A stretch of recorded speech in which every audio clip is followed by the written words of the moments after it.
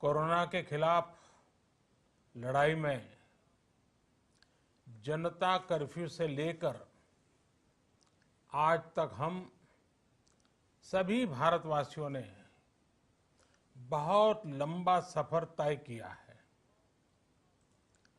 समय के साथ आर्थिक गतिविधियों में भी धीरे धीरे तेजी नजर आ रही है। हम में से अधिकांश लोग अपनी जिम्मेदारियों को निभाने के लिए फिर से जीवन को गति देने के लिए रोज घरों से बाहर निकल रहे हैं। त्योहारों के इस मौसम में बाजारों में भी रौनक धीरे धीरे लौट रही है, लेकिन हमें ये भूलना नहीं है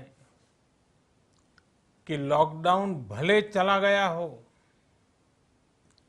वायरस नहीं गया है।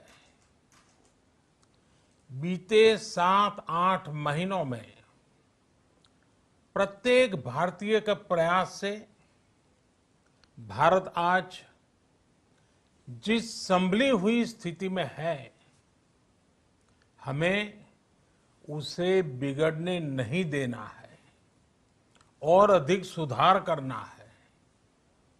आज देश में रिकवरी रेट अच्छी है, फैटेलिटी रेट कम है।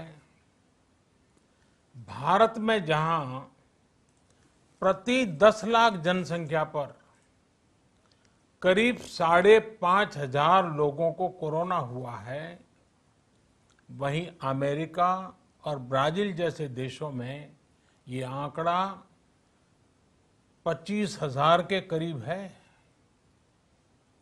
भारत में प्रति 10 लाख लोगों में मृत्यु दर 83 है, जबकि अमेरिका, ब्राजील, स्पेन, ब्रिटेन जैसे अनेक देशों में ये आंकड़ा 600 के पार है। दुनिया के साधन संपन्न देशों की तुलना में भारत अपने ज्यादा से ज्यादा नागरिकों का जीवन बचाने में सफल हो रहा है।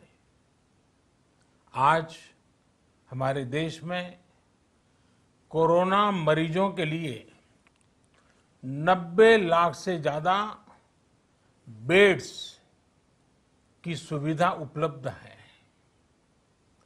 12,000 क्वारंटाइन सेंटर्स है। कोरोना टेस्टिंग की करीब 2,000 लैब्स काम कर रही है। देश में टेस्ट की संख्या जल्द ही 10 करोड़ के आंकड़े को पार कर जाएगी। कोविड महामारी के खिलाफ लड़ाई में टेस्ट की बढ़ती संख्या हमारी एक बड़ी ताकत रही है। सेवा परमो धर्म के मंत्र पर चलते हुए हमारे डॉक्टर, हमारे नर्सिस, हमारे हेल्थ वर्कर्स, हमारे सुरक्षाकर्मी और भी सेवा के भाव से काम करने वाले लोग इतनी बड़ी आबादी की निस्वार्थ सेवा कर रहे हैं। इन सभी प्रयासों के बीच ये समय लापरवाह होने का नहीं है। के बीच ये समय ये मान लेने का नहीं है कि कोरोना चला गया या फिर अब कोरोना से कोई खतरा नहीं है। हाल के दिनों में हम सब ने बहुत सी तस्वीरें, वीडियो देखे हैं जिनमें साफ दिखता है कि कई लोगों ने अब सावधानी बरतना या तो बंद कर दिया है या बहुत ढिलाई ले आए हैं। ये बिल्कुल ठीक नहीं है। अगर आप लापरवाही बरत रहे हैं, बिना मास्क के बाहर निकल रहे हैं, तो आप अपने आप को, अपने परिवार को, अपने परिवार के बच्चों को, बुजुर्गों को उतने ही बड़े संकट में डाल रहे हैं। आप ध्यान रखिए, आज अमेरिका हो या फिर यूरोप के दूसरे देश, इन देशों में कोरोना के मामले कम हो रहे थे, लेकिन अचानक से फिर से बढ़ने लगे हैं और चिंताजनक वृद्धि हो रही है। साथियों, संत कबीरदास जी ने कहा है, पक्की खेती देख के गर्व किया किसान, अजहू जोला बहुत है, घर आवे तब जान। अर्थात कई बार हम पकी हुई फसल देखकर ही अति आत्मविश्वास से भर जाते हैं कि अब तो काम हो गया, लेकिन जब तक फसल घर न आ जाए तब तक काम पूरा नहीं मानना चाहिए। यही कबीरदास जी कह के गए हैं। यानी जब तक सफलता पूरी न मिल जाए, लापरवाही नहीं करनी चाहिए। साथियों, जब तक इस महामारी की वैक्सीन नहीं आ जाती, हमें कोरोना से अपनी लड़ाई को रत्ती भर भी कमजोर नहीं पड़ने देना है। बरसों बाद हम ऐसा होता देख रहे हैं कि मानवता को बचाने के लिए युद्ध स्तर पर पूरी दुनिया में काम हो रहा है। अनेक देश इसके लिए काम कर रहे हैं। हमारे देश के वैज्ञानिक भी वैक्सीन के लिए जी जान से जुटे हैं। भारत में अभी कोरोना की कई वैक्सीन पर काम चल रहा है। इनमें कुछ एडवांस स्टेज पर है, आशास्पद स्थिति दिखती है। साथियों, कोरोना की वैक्सीन जब भी आएगी, वो जल्द से जल्द प्रत्येक भारतीय तक कैसे पहुंचे, इसके लिए भी सरकार की तैयारी जारी है। एक एक नागरिक तक वैक्सीन पहुंचे, इसके लिए तेजी से काम हो रहा है। साथियों, रामचरितमानस में बहुत ही शिक्षाप्रद बातें हैं, सीखने जैसी बातें हैं, लेकिन साथ साथ अनेक प्रकार की चेतावनियां भी हैं।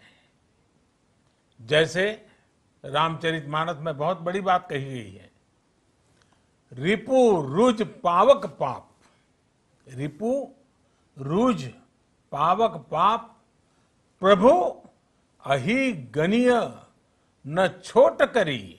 अर्थात आग, शत्रु, पाप यानी कि गलती और बीमारी, इन्हें कभी छोटा नहीं समझना चाहिए। जब तक इनका पूरा इलाज न हो जाए, इन्हें हल्के में नहीं लेना चाहिए। इसलिए याद रखिए, जब तक दवाई नहीं, तब तक ढिलाई नहीं। त्योहारों का समय हमारे जीवन में खुशियों का समय है, उल्लास का समय है। एक कठिन समय से निकलकर हम आगे बढ़ रहे हैं। थोड़ी सी लापरवाही हमारी गति को रोक सकती है, हमारी खुशियों को धूमिल कर सकती है। जीवन की जिम्मेदारियों को निभाना और सतर्कता, ये दोनों साथ साथ चलेंगे, तभी जीवन में खुशियां बनी रहेगी। 2 गज की दूरी, समय समय पर साबुन से हाथ धुलना और मास्क लगाना, इसका ध्यान रखिए।